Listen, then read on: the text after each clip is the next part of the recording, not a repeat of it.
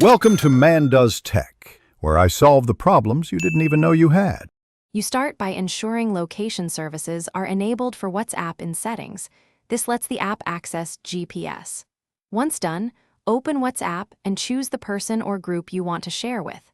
Next, tap the plus icon next to the message field to reveal media options. Select location and the map preview appears. You're doing this so WhatsApp can place and update your real-time position. Verifying permissions first prevents interruptions when you try to share live location. Now tap Share Live Location on the map preview.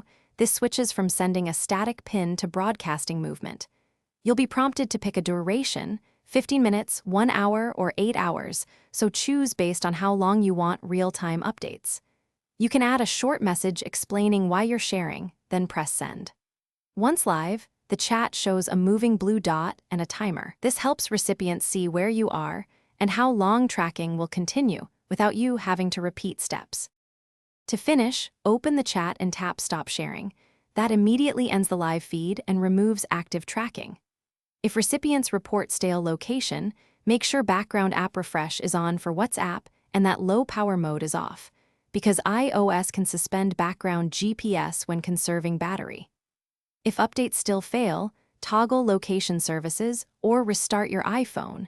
Reinstalling WhatsApp is a last resort. These steps resolve most GPS or permission problems, so live location works reliably next time. Thanks for watching.